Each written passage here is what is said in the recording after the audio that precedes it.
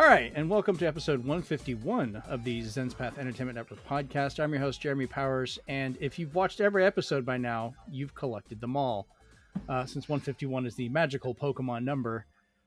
Joining me in this collection, though, Steven. Turkey.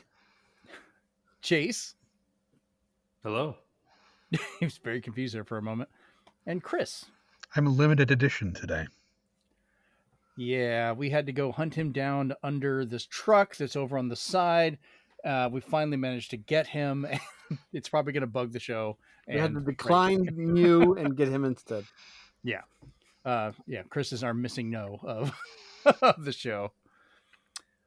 All right, so we got pretty much a fun little show today. Rachel is out this afternoon just because she was off at a convention, and by the time she got home, we'll probably be almost done with the show. So she just told us to go ahead and move on. But we will jump into what we've been doing. So to start that off, Steven, what you been doing, man? Well, to surprise absolutely nobody, still playing ZZZ Multiverses. It's kind of like my job away from my job. I am excited since Stalker 2 is on Game Pass. I'm going to be jumping into that this weekend. We'll watch some people do a little playthrough and just like do funny stuff with it. And I was just like, this looks really polished no matter what people are saying. Give them a break, guys. They were in the middle of a war making this game. They're still in the middle of a war. Yeah. The very dangerous game to play, Balatro, where when you start playing that, you're like, one more. Okay, one more. Okay, one more. Very addicting. And the DLC for the new packs were free. So you can get Witcher and Among Us decks. And it's still free. It's just you switch them over to that. Played the hell out of, still not everything unlocked yet, but playing the hell out of Vampire Survivors Ode to Castlevania. It's funny because as well as having a lot of classic Castlevania tracks in there, they actually had some levels where it switches to a 2D and you can jump because you have to do some boss battles where the bosses, because all the bosses you fight are from the Castlevania series. Oh. So it was done very well. Need to get that DLC still. Then lastly, it was a week of gaming pickups. Finally got the Marvel vs. Capcom collection with the cute little comic book inside. Yeah, I heard the Switch one's like the smallest version of the comic. It's actually the same size comic book inside the PS4 version, so anybody getting PS4 version, you're getting the same size. If Rachel was on here, I would have shown I got the physical for Duck Detective now. Nice. I'm gonna say for the Switch version of the Capcom fighting, I guess we can say the Switch finally held back the other systems for something. Exactly. I got the addicting Suica. I had to import it. What the hell? It's a lot of games that copy it. It's basically you're just dropping fruit into a big container, and if like fruits hit each other, they become bigger. Nice. Bad explanation. Wild Frost, which is a roguelike with cards, done by Chucklefish, who do a lot of addicting indie games. And then lastly, yet another Darius Burst because they won't stop making these. So many of them. Lord. All right. Well, Chris, what about you? What have you been up to? Well, I've been playing this Atlas game called Metaphor v Fantasio. Actually, it's the fourth time that I'm playing right now. Jesus. Well, I have to get all the super bosses and collectibles and achievements and stuff, and I'm not quite there yet, so I'm going to keep playing it until I do. I'm going to check your Steam profile. If I don't see 100%, then you have not beaten it yet. Exactly, so I'm going to keep going, run by run by run by run by run. I'm going to play it more than you play ZZZ. That's impossible. Oh, watch me. I've also been playing Mario and Luigi Brothership, which is fun, and it definitely feels properly like, an Alpha Dream successor. So that's something. Yeah, I've been greatly enjoying that one. And I also got the Shin Megami Tensei tabletop RPG, which I have not had a chance to try yet, but I'm going to try and finagle something up for some folks.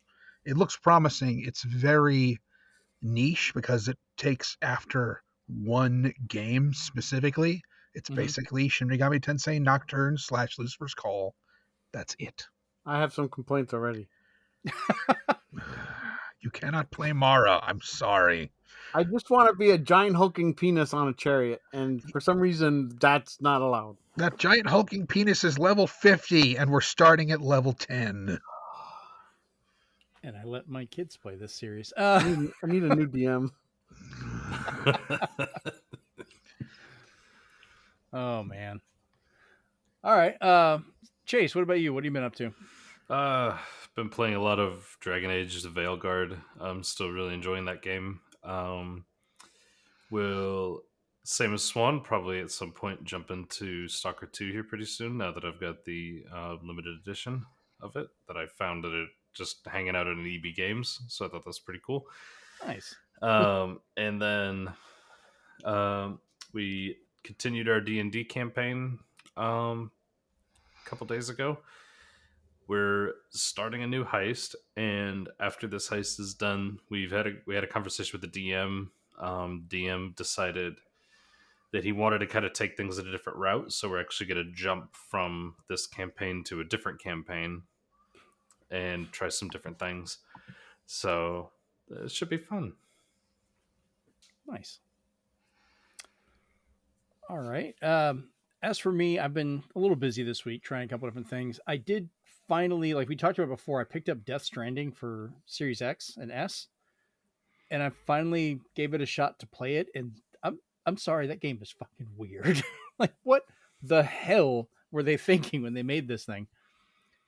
And you just walk around? That's it? Like, you just walk from point to point with, I can't tell how the combat works. Like, I found myself stuck in a bunch of oil with a whale squid cross thing, jumping around while trying to work my way out of it. No idea what was going on. Of course, I ran into Guillermo del Toro because Hideo Kojima just loves shoving people into his games. Well, just wait until you find Conan O'Brien. I don't think I'm going to play it that long. Like this, like there's a whole mechanic of having to keep hitting the triggers to keep yourself from falling side to side. I'm like, why? Let me just explore and do stuff. This is kind of weird. A lot of like just music drops too. I was like, you're trying to make walking this thing. It'd have been great if I could have just put podcasts on. Like, I wish this had been an older system so I could just put my own audio and just listen to podcasts or something. Would have made more sense for him, yeah. Right. While you're walking around. I'll probably try it a bit more, but other games have just kind of come back into my life and take it over again. So I can at least say I tried it some more, but yeah. Just like Chris, I've been playing a lot of Mario and Luigi Brothership. I am a good distance through this one and still not seeing all these major complaints people had of like, oh, the frame rate is terrible and all these other problems. The game looks and runs beautifully for me. I have no problem with it. It's great. I think a lot of that was just for the sake of clicks. The Probably. IGN thing was, at least. Rage bait. Yeah, that. I bought a copy for Amanda, so she's playing it now, and she's really enjoying it.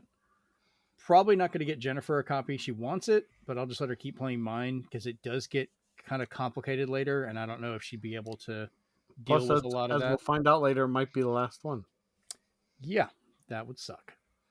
But beyond that, of course, what almost delayed the show today is I've gotten back into Baldur's Gate 3. Because now that I have my new Series X, the 2 terabyte model, the Galaxy Edition that I finally got, I've been reinstalling a bunch of games, and I was like, oh yeah, I forgot Baldur's Gate 3. They accidentally gave it to me digitally as well as physically. So I just downloaded it and installed it. So it's on there on the drive. There you go.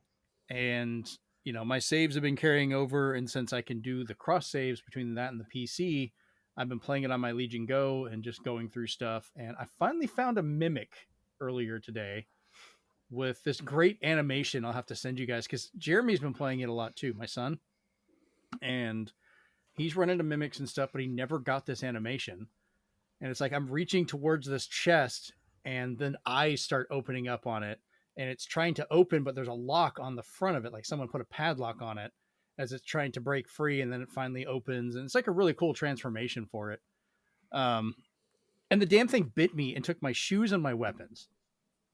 Like, really? I had to punch it to death.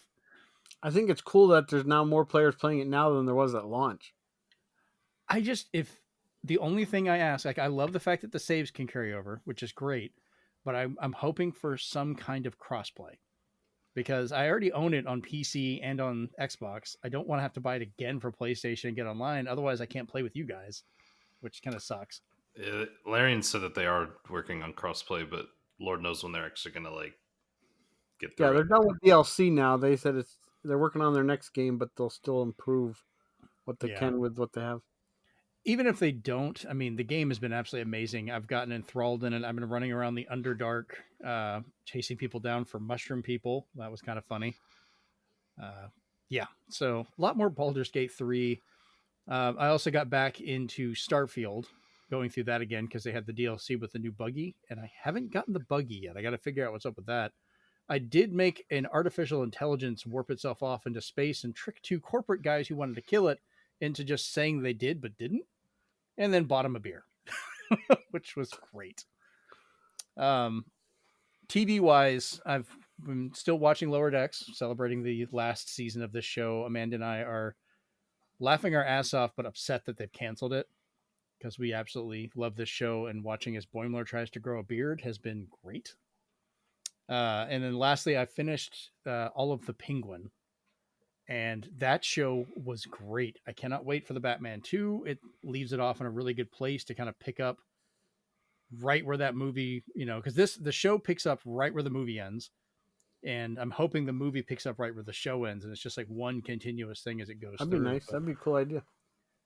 It's worked so far. I mean, the first scenes of the Penguin are the last scenes in Batman, like when you see the Penguin, like where he was. So yeah, I'm very happy with that as a Batman fan, with little references and tie-ins everywhere. And I'm actually glad they did not have Batman in it at all. He was not mentioned. He was not talked about. Like, there was little hints of things, but they kind of acted like maybe he wasn't really there. Like, they kept him a secret. You get one little reference to him at the very end, which I'm not going to spoil for anyone that hasn't seen it, but they have one little thing that happens, and that's it. So they should talk to Sony of how to do Spider-Man less movies. Seriously, because it's like, yeah, it didn't have Batman, but it's still, the world didn't change. It didn't like act like he didn't exist. It was just involved in this smaller group around what the Penguin was doing. There was no Gordon, like there was, none of that, the larger stuff going on. But I think that was kind of the point. Penguin was supposed to be hidden away and trying to survive in this destruction afterwards and build up his empire from there. And it worked really well. It was a very well done show. I still cannot believe how good they got Colin Farrell looking like that. Like, it does not feel like it's a full body suit, but it is. Especially that clip where he's thanking everybody in his normal voice. That's it's so uncomfortably weird to hear him talk like that. It's like, no, that's not right. So yeah, definitely thumbs up for that. If you're a Batman fan, you need to watch that. All right, so we will jump into our next little bit here that somebody add, our group chat. So I did not get too much into this, but somebody on here added it in the notes, and we'll go ahead and talk about it. But they said Game Award nominations and controversies. Who wants to fill in for that of what was going on? So it mainly stems from the fact that they decided this year that if enough work and care is put into it, that DLCs and remakes count as a nomination. So essentially Elden Ring, Shadow of Erdtree, I think it's called, could win again. We all know it's the Game Awards tend to be a corporate chill. Who are we kidding? It is just kind of like our end of the year E3. But it was just weird seeing stuff like that. Seeing games that have won before, like Multiverses, because it's a new game now. Seeing collections of games on there for the first time, like Marvel vs. Capcom Fighting Collection. So people were very confused by that, because that'll set a new precedent, saying like, hey, if you have a really good retro game and you release it in a collection, you should be nominated. Because that doesn't work with movies, really. You can't just like, here, the DVD set for Batman one, stuff like that. So we don't. It's very odd. Blu-ray and now. To have all these super heavy hitters as Game of the Year, and then right smack in the middle is Blotro. I was like, talk about an underdog. Yeah. You have a bunch of AAA titles, and then you have and one indie game, which everybody's like, I hope wins, but we know it won't. Yeah, the whole thing, I've kind of quit caring about watching the Game Awards. Like, I'll look at some of the stuff and be like, oh, that's neat, this got nominated, whatever. But it does feel very forced for what a lot of they're doing. And especially after last year when they had people talking about like team members that died or things that happened, and they're just like rushing them to get them off the stage so they can run more ads. Please wrap it up. Yeah, I'm like, cool. Can we just do that for the show? Get us an actual real award show and move away. Well, don't worry. I'll be dragging Chris through the mud through the whole thing. And we're going to be like those two old guys from the Muppets, and we're just going to be heckling the whole thing. Oh, God. Have to find a way to stream it. See, he's excited. I'm glad. Metaphor better win. It's not going to. I'm about to say, has their check cleared? It's going to lose to Elden Ring or some crap. Oh, probably. Okay, so the DLC side of it, I kind of understand to a point, because some DLC, like big stuff, is almost like expansions, how it used to be. And it can go back and forth on that of how much content it is and so forth. But compilations of games, unless you're doing something like Atari 50 or some of those where it's a collection of games, but it's also kind of the care put into it. It's putting it together like a living documentary and a history of something, and that should be its own category. That should be like a historical category. And like remakes, I could be okay with if it's something like the Resident Evil 2, 3, and 4, how those were completely remade. But if it's Dead Space, but if it's like, or even Dead Space, but if it's Last of Us remastered for PS5, I'm like, no, we already got that. I mean, and where do you draw the line? Some people probably like, well, it got a PS5 Pro update, so it should count again. And like, no, that's literally just an update, guys. That's not an actual remake or anything. I would say though, on the heels of that, they Remedy had their little financial report. So for you two who like it, they are adding another update to Control to give you more unreleased content. Nice. And they officially announced that Control 2 will be an action RPG. That's going to be interesting.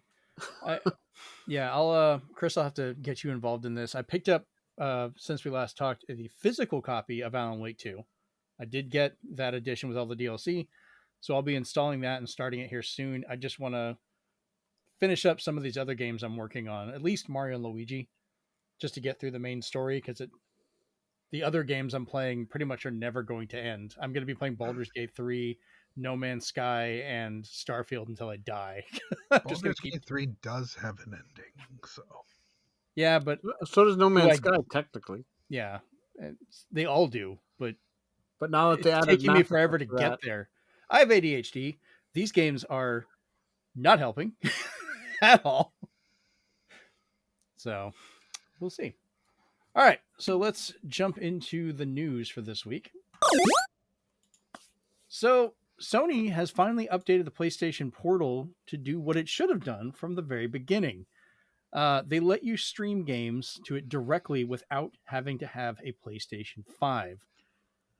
While still listed as being a beta program, PlayStation Plus Premium members can now directly stream a select list of PS5 games directly to the portal without having to even own that system, which is great. There's like 120 titles plus titles right now that are working with stuff like Ghost of Tsushima, Marvel Spider-Man Miles Morales, Monster Hunter Rise, stuff like that. So, Steven, is this something you're going to try, since you were, I think, the only one of us that actually bought a portal thinking it was funny? I no longer pay the $180 a year or $18 a month premium. I am the, I think, Essentials. So I am not part of this beta. Oh, so you just want Sony to go out of business. You don't care for anything now. Like maybe when my thing's about to lapse, I'll pay the extra $5 and test it out towards before they auto renew or something like that. But right. I was just like, okay. I was just like, I don't know if I either own the games I want or I don't need to play that. But for somebody who wants to buy one of these for $200, which is more than half the price of a PS5, and has a PS4, for the price of just upgrading your membership, it's not too bad. It's kind of what Xbox did with their "This is an Xbox" campaign, saying if you have Game Pass Ultimate, like these random peripherals can play Xbox games. Well, the weird thing about it is like you can stream to the PS Portal, but you can't stream to an actual PlayStation. So like if you have a PS4, you can't stream the PS5 games, which is kind of a weird one because like I know the Series X can be streamed on Xbox One. Like that can actually go back and play those titles because that's how they were telling people originally. Like you can play Starfield on there because of this. But I don't know. I'm glad to see it getting actual abilities beyond what it had. It still feels like kind of a weird device to make, but it makes you feel less good that so. it was capable of doing that, because then that means like that gives hope for other handhelds that come out that might be missing a key feature that they can be kind of patched in like this one. Well, I mean, it could technically do it already because it was just streaming from a device. It would just be streaming from a different device, which should not change its function.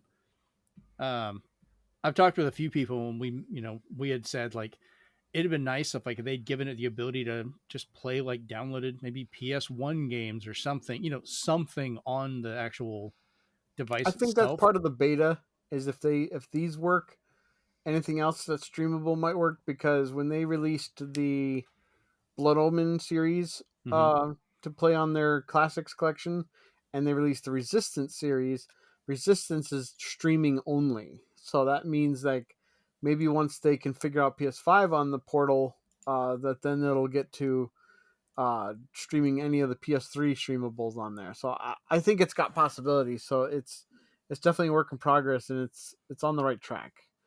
I think I was just hoping it's for one of the only good things Sony is doing right now. Yep. I guess I was kind of hoping for something local for it to be able to do where you don't, if you have one and that streaming service is not working or your internet's down, like you can't do anything with it. It's just a screen. You can't even watch a video clip or listen to music on it. Like it's nothing. So yeah, I don't like know. it that it can't even run properly 10 feet away from it, but which is still weird because there's a wall in the way. Well, Sony is about to possibly grow the grasp of what they can control and let you stream over that with this next little bit of news. So, Sony is looking to purchase Kadokawa Corporation. Kadokawa actually admitted to this via a written statement on November 20th, but they also stated that no decisions have been made. So, Sony is actively trying to buy this company. And this doesn't seem like that big of a deal. Everyone's like, oh, I don't know what Kadokawa is. Well, here's the thing. This would include many publication companies, group media companies, gaming developers, anime manga publishers, like just a bunch of stuff tied into it, which they already own Funimation and Crunchyroll, which they claim it's only for the anime and manga that they want the whole company for. Yeah, but that would give them more grasp over that, so they'd be able to control a very large market of both the video, anime, and print manga. But this would also include game developers like Spike Chunsoft, who do the Share and the Wanderer series, Pokemon Mystery Dungeon series, Danganronpa, etc. From Software, little company, little indie that everyone loves, that makes Dark Souls, Elden Ring, Armored Core, Demon Souls, Bloodborne, little games. Acquire, who did the Tenchu series, Octopath Traveler, Mario and Luigi Brothership. Gotcha Games, which does the RPG Maker series game development software, and then From Networks, which I couldn't find too much about. I'm thinking it's part of From Software, but they really did not have much of a source for that one online. The biggest concern people have for this is if Sony gets this acquisition, you can kiss some of these games goodbye. Like Mario and Luigi Brothership, Nintendo, they're not going to be able to make that for Nintendo anymore, more than likely. It's very unlikely Sony's going to let them work on an exclusive for another system. Stuff like Octopath Traveler with Square might be kind of an off-putting thing. Pokemon Mystery Dungeon series would probably end up coming to an end or have to switch to a different developer, depending on who has the rights to what parts of it. And there will be layoffs. Yeah, there will be layoffs. We don't know. Sony has not, and I find this very weird. The differences, because this is not a small acquisition. Some people have actually like the amount of stuff they're getting is on the level of the Activision Blizzard merger because of all the other stuff. Not the biggest part of it in gaming, but just the company itself. But very little I've seen said about this, and even articles that were written about it have already been buried and gone. Like I had to go hunting today just to find any mention of it on stuff like on a couple different websites. Like the Xbox stuff was plastered everywhere. They're just like, okay, we're going to quietly bury this and move on. A lot of them tried to make it just clickbait, saying they just want to buy From Software and Elden Ring. When I'm like, no, they want to buy the company Millhouse that is the umbrella for all these other companies. Yeah, so that's going to change a lot of stuff if that ends up going through. We don't know what series they would actually maintain as multi-platform, if any, or which ones they would just bring in-house and make them kind of exclusive to them. Time for Microsoft to take them to court. That would be ironic because Sony was found to do that so often against Microsoft with that whole situation. Sony doesn't know how to redact anything, so that was great. But they've made no promise on whether they do this or not, if that will be the case. Microsoft came out and said Call of Duty will be on these systems. They're looking, they're putting games on other hardware and so forth. But Sony's been very vindictive on the opposite side of that, where even games that they are releasing on multiple platforms, the Xbox is the only one that it's skipping. Like they just don't want to have it on there. And I'm wondering how far that's going to go. I can even say that because they did post about the results for what Microsoft did for Black Ops 6, and they said they got a subscription boost to Game Pass Ultimate. They got an almost entirely huge shift to physical for PlayStation because they didn't have any day one streaming or anything like that. Right. So a lot of people bought it for PS5 because it's, they were like, oh, we already have it on Game Pass or something like that. And it didn't affect Xbox hardware sales at all. Probably because of this is an Xbox campaign. So it didn't even go up at all, huh? So it didn't really do a blip on their hardware sales, but it did a huge boost in their subscription, which I think is what they wanted. Yeah, but then didn't they like kind of do that thing where if you wanted to download it, you had to have like Game Pass Ultimate, or you weren't going to be able to, or you'd have to wait till later to get it if you had a lower version. That's why they had such a boost. boost. That's why they saw a boost though. So but that's why they saw such a huge boost, because then you can play it on your Amazon Fire Stick. You can play it on certain TVs. You can play it on your Lenovo Go, Legion Go. You can play it on your Rogue Ally. You can play on all of these things now because you can just use the Xbox Cloud gaming. So, Chris, you be playing much Call of Duty? You got me. Not a big fan of that series, I take it. He spends as much time on Call of Duty Zombies as he does on the start screen for Metaphor. The only cod I'm interested in is baked and breaded. Fish. That does sound good. All right. Let's move on. So, Pamela Hayden, the voice of Millhouse from The Simpsons, is retiring after playing the role for the last 35 years. She's been playing the role since the Butterfinger commercial in 1988 that introduced the character before he was brought onto the show, because it was still the Tracy Ullman shorts at the time. And she's been voicing him for the last 36 seasons. That's a long time. That's disgusting. Yeah. Treehouse of Horror presents Simpsons Wicked This Way Comes. Was her last episode. I think it aired last Friday, I believe. So does he get hit with a t-shirt cannon? No, they did say he is going to be recast. They're not going to pull that one and just kill her off. Oh, I can't wait until everyone gets recast on The Simpsons. It's going to be hilarious. I'm not really surprised after, we're going on almost 40 years. Like, people are going to die. People are going to retire. But didn't they bring back Maude too after they killed her? Only for a couple of episodes. Yeah. Basically as a spirit or a Treehouse of Horror guest. Yeah, they kind of realized after they did that they really could have just worked with her remotely instead of just killing her off because she couldn't move. I think they regret that one, hopefully. But I don't know. Out of actors soon. Yeah. It's going to be a time for this regardless. Like we had to deal with, Mario and Luigi and all of them were recently recast and have a new voice actor, and it hasn't slowed me down whatsoever in the middle of Mario and Luigi Brothership. Like, that's the new guy playing both the parts, and I'm Made me enjoying it. It appreciate sounds Luigi good. a lot more in Mario Party. Oh, because he's still voiced by Martinet in that one. No, Oh, okay. he's the new voice, but he Okay. screams like he's being stabbed. It is a welcome change to the old silly yelling when he falls off a cliff. Now he's blood curdling scream when he falls.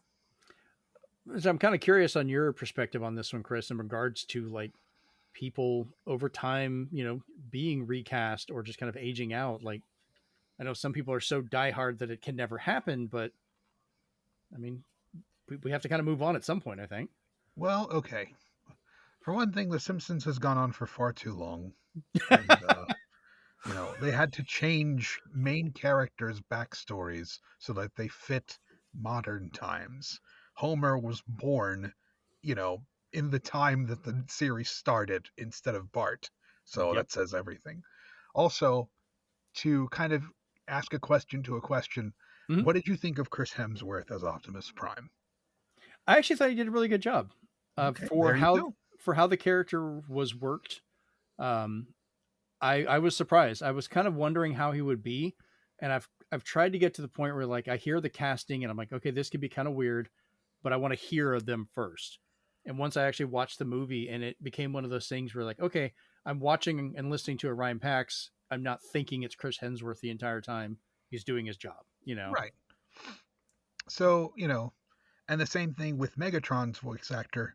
You can't get, like, basically it was G.I. Joe's Cobra Commander. You're not going to get the same thing. So if there's going to be new voices for new generations, and sometimes that's going to happen. And personally, I'm in the boat though. That if the voice actor changes, so should the style. Like it was one thing in the DC animated universe to keep using Kevin Conroy as much as humanly possible because he is Batman. But when it comes to some of these other ones where there's a strict one art style, I just feel like if they're going to recast, like you should wait until it's going to go through like a reboot or redesign. That's just my take on those things. So it's going to be different for everybody. Like I wouldn't like it if they retroactively went in and erased Charles Martinet from older games or anything like that. I'd be like, no, with the new stuff. And I don't think they're looking to do that. They're moving forward. I mean, Kevin Conroy, since he's passed, he's having to be replaced. Like they already had other people taking on the roles, and I think they've done really good jobs with it. Just like growing up, I had particular comic book artists I loved for the Batman style, but they would bring in other artists, and you would see those changes over time, and it didn't take away, from enjoying Batman. They may not all clicked with me the same way, but I still appreciated him. And then I have to mention this, Chris. Cobra Commander was not the voice of Megatron. He was the voice of Starscream.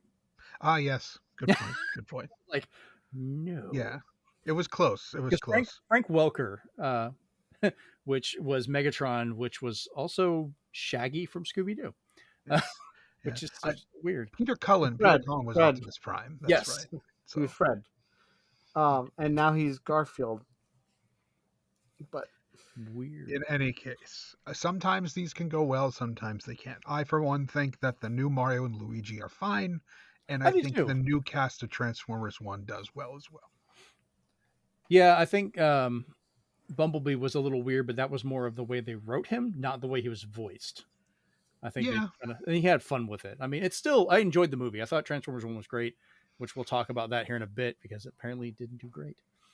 So, all right, let's move on to our next little bit of who is watching who. So, you play Pokemon Go? Because they know where you are. Niantic has been using Pokemon Go player data to build an AI model to map the physical world. Nobody should be surprised by this. We are feeding them heaps upon heaps of data, and they have to do something with it. The, quote, large geospatial model uses the data collected from players to achieve spatial intelligence. So what they're doing is if you go to certain locations, it'll ask you to scan around the Pokestops and so forth, and they're using that scan data of real-world locations while playing it, along with combining that from other Niantic games, because they have other ones that they run other than just Pokemon Go.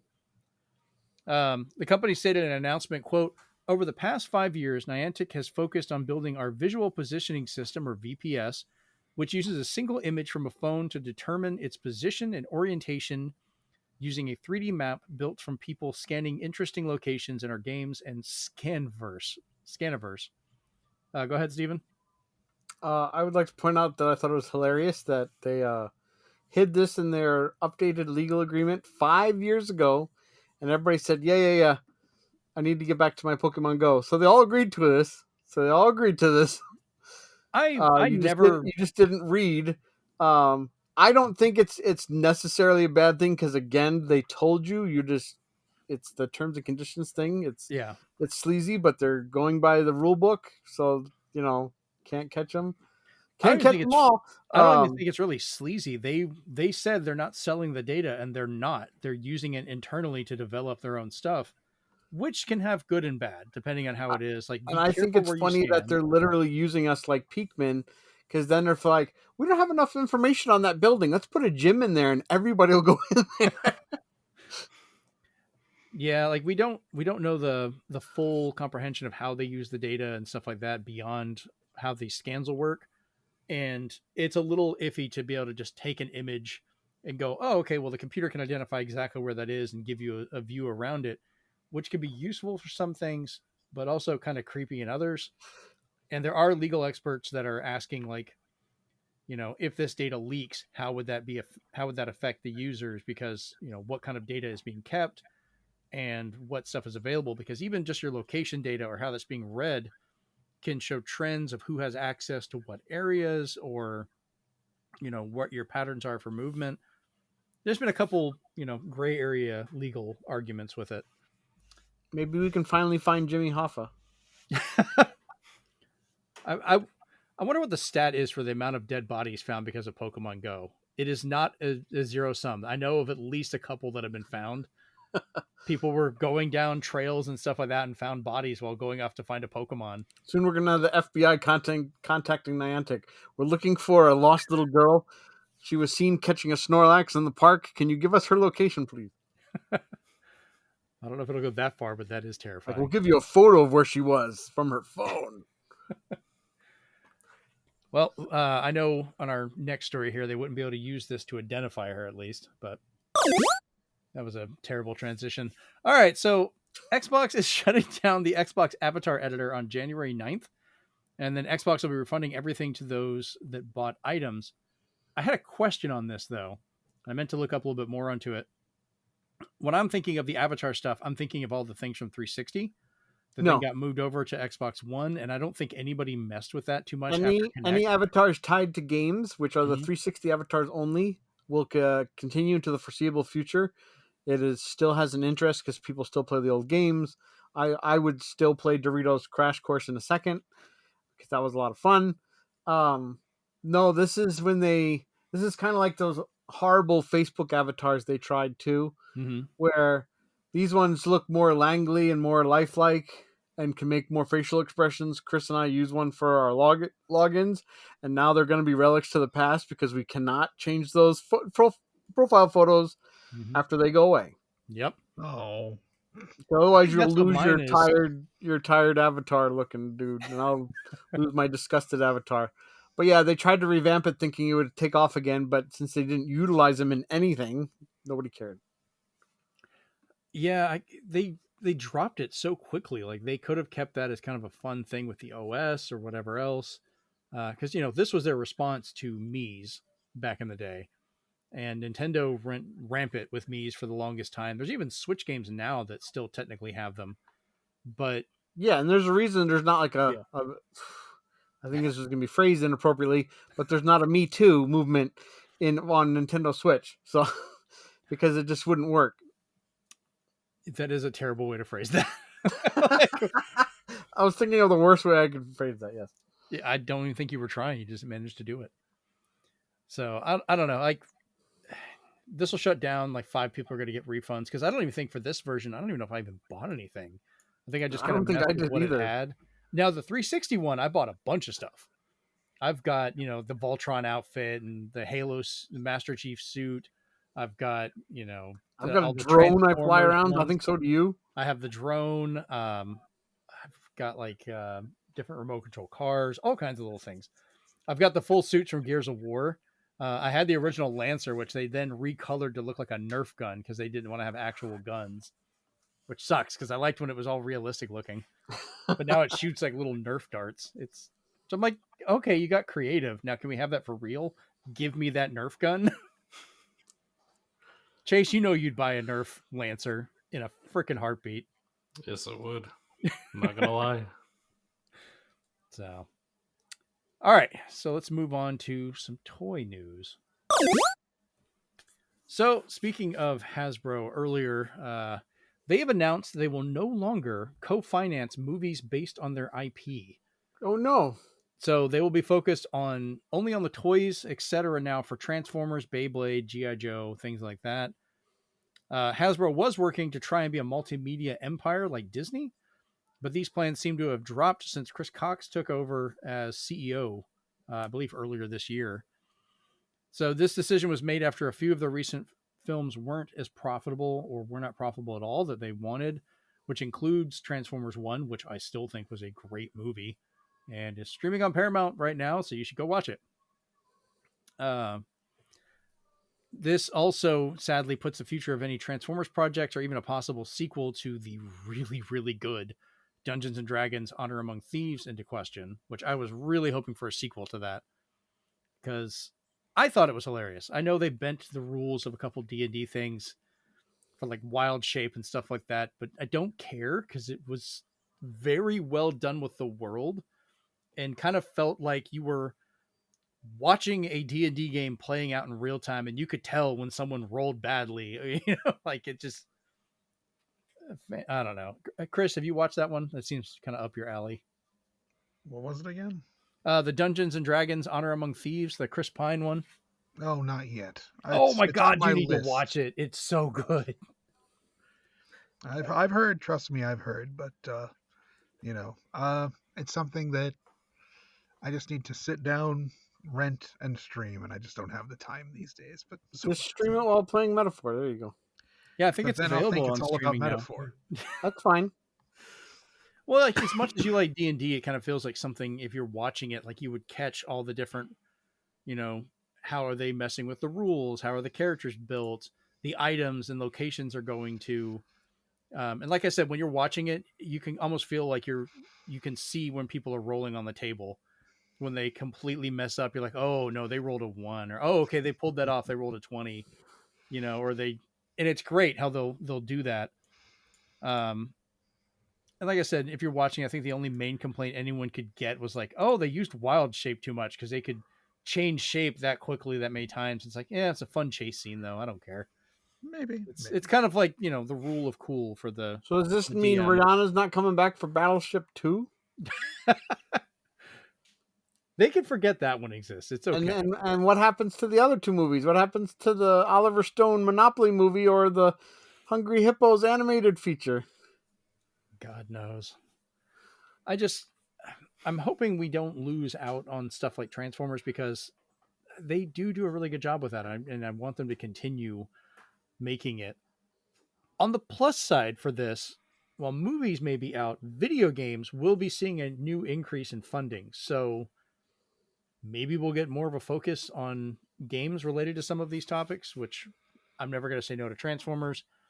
They need to do better, I guess, for some of the D&D stuff. Like, I guess Baldur's Gate 3 is about as close as they can get to that with those. But, don't know. Baldur's Gate Family 3 is Game Night D&D. movie. Say what, Steven? It's a Family Game Night the movie. Oh, God. And what were you saying, Chase? Oh, I was just saying Baldur's Gate 3 is D&D and is really good. Yeah, every time you roll it and you mess something up, you're just like, God dang it. Which has actually turned out really funny when I've screwed up. I've managed to kind of pull myself out of a mess up, or I ended up killing one of the main characters yesterday and was like, well, I guess I'm not getting them. Because Jeremy came in to see what I was doing, and I'm like, yeah, I killed these people here, like, because they were standing there by a bridge with a dragon. So I shot the dragon in the ass with an ice beam just to start the shit off. The dragon flew off, but then I killed the people that were there. And then Jeremy's like, yeah, that's one of the main characters. She's on the box. And I was like, oh, I stripped off all of her armor and left her for dead in the field. Moving on. It's already saved. Like, I barely survived that fight. Yeah, that's D&D for you. Yeah. I'm like, I'll see her next time, maybe. Because he was asking me, he was like, how did you not get her? She's in the beginning. I was like, I don't know. I didn't see her. Like, I don't know what you're talking about. So, but, yeah, I'm kind of hoping Hasbro sorts their stuff out. I know they've been having other legal issues where, like, investors are working to sue them because they had what they made investors think was them stocking up for large stuff to sell toys was actually them not selling toys and just hoarding them in a place to make it look like they had a bunch ready to go. And investors were not happy about that. So I'm sure that's going to come up eventually. At least they're not like, taking Funko Pops to a landfill to make them rarer. Oh, wait. Oh, yeah. I guess Funko's doing that, huh? Yeah. Oh, Lord. All right. So let's jump over to the big question for this week, which is actually kind of in regards to this whole toy to movie situation. All right. So the big question for this week is, what are some old toy series from your childhood that you would like to see get a movie adaptation, be it live action or animated? Chris, we're going to start with you. All right. Well, Galaxy Rangers was a lot of fun. It didn't get that much more than one season and a couple of toys, but I always liked the premise and the characters. I think they could have done a lot more with it if it was a full movie. I'm trying to remember. I think I know that one. We're all going to be looking these up in real time. Just go with it. Oh, I do remember this one. It's a space western, very heavy on the western. They even had cyborg horses and everything. I think I even had a couple of the toys of this. Yeah, it was a really cool premise. It was basically Star Wars crossed with, the good, bad, and the ugly. And I think it could have done better. Okay, I take it back. I had the cowboy from He-Man that had the gun that would pop out of his chest. Never mind. Which is also cool. But I have seen Galaxy Rangers, a little bit of it. That'd be neat. Yeah, I think so. Also, there's Jason the Wheeled Warriors, which had this cool sci-fi post-apocalyptic underground thing going on. And it had some of the weirdest, coolest vehicles I had ever seen. And lastly, the Teenage Mutant Ninja Turtles have tons of movies, but Usagi Yojimbo has none. And I think he deserves at least one full-length movie. Now, would you want it to be a period piece back in, I think the 1500s or whatever, or would you want it to be more of a modern take? I think I'd want it to be a period piece, or at the very least, because Netflix has done kind of a future thing where it's his descendant, then maybe they could do something where the descendant is learning about the original, so it's half and half. Voiced by Chris Pratt. Yes, thank you. Is it really? No. It's like, oh my God, why? I'll give him a chance, but what the hell? Just add Pratt. He stomped Goombas and Koopas, Princess, and the others. So I actually saw Usagi Yojimbo toy recently, like a black and white, like ink drawing style one. Neat. That was pretty cool. So it was drawn to look like, or it was made to look like the drawings of the original black and white series it was from. So yeah, that's actually some pretty cool choices there. But so Steven, what about you? So unfortunately this question comes a few decades late because a lot of my toys were based on cartoons that got movies. Smurfs, He-Man, even though it wasn't a good He-Man movie. It's the first film I ever went to see in theaters. And I tried to look in my head like, okay, even Muscle got animes and it was based on an anime. So I was like, can't use that. So I was like, because that had tons of probably movies as well. So I eventually thought back to all the toys I had, and I remembered one, and then I showed Chris the commercial, and they were called Battle Beasts, where you touched their chest, which was a removable sticker, unfortunately. Here's a fun fact. Show their elemental, and the commercial was great because it was animated, and it just had them yelling caveman speak to each other like, I'm fire, well, I'm water, water beat fire. And he'd splash the guy and put him out, and the other guy would be like, well, I'm wood, wood beat water. So I was just like, that wouldn't be too bad if they kind of made a bigger deal of it as kind of like a MonsterVerse thing. They'd have to be kaiju sized, and then it would make more sense. But other than that, biting off nostalgia, I will bend the rules a little bit and say I would like the reverse to happen. I would like Captain N to be made in their exact designs as toys, because I would love collecting all the incorrect Mother Brain and King Hippo, Green Mega Man, Mega High, Kid Icarus, Simon Belmont. I just Bayou Billy, Simon Belmont. Got Bayou Billy, got Simon Belmont. I was just like, oh, it would be so fantastic to get all these like wrong looking characters. You want zombie blue King Hippo with the giant nipples? Have you ever seen Bayou Billy 2 with like the giant Popeye chin? Oh, it's so good. God, I'm looking at people that have made custom figures and like they are amazingly good. The Kid Icarus, that'd be another great one. I'm Kid Icarus. It's just a ginger Kid Icarus. Just where his voice just constantly cracks. It'd be great. Oh, it was terrible. I always loved that show though. I watched the hell out of it. All right, Chase, what about you? Well, not to steal Swan's line, but this kind of came quite a few decades too late for me as well. So most of the toys that I had when I was a kid are movies. But I will throw my support to all of you guys and just list whatever they say. They have my backing. Is there one that you wish they did a better job, though, making a movie of it? That's a good point. Well, I'm sure there's plenty of them. Like, I would like a G.I. Joe movie that's actually like G.I. Joe and not like, let's just have a bunch. Yeah. G.I. The Rock. So, yeah. Would you want a new animated or a new live action based animated? On it? I don't want live action. I don't want Dwayne Johnson. My G.I. Joe movie again. Get out of here. So, animated for life. I thought they made Snake Eyes look right, at least. Like, beyond everything else, he at least looked the part. They got the ninjas right. That was about it. Because it didn't matter who they cast. For the most part. But now the original Joe, spoiler, is retired. So yeah.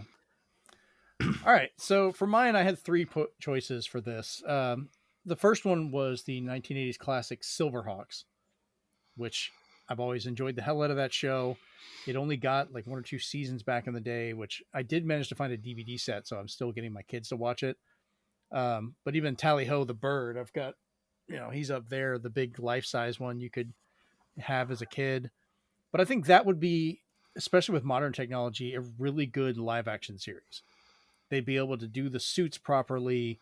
The level of CG between transitioning and doing stuff has gotten good enough that I think it would work out well, especially seeing like a lot of the Marvel movies and stuff. They've gotten better with like the armors and things like that, where they're not even having to wear the suits. They can just do it.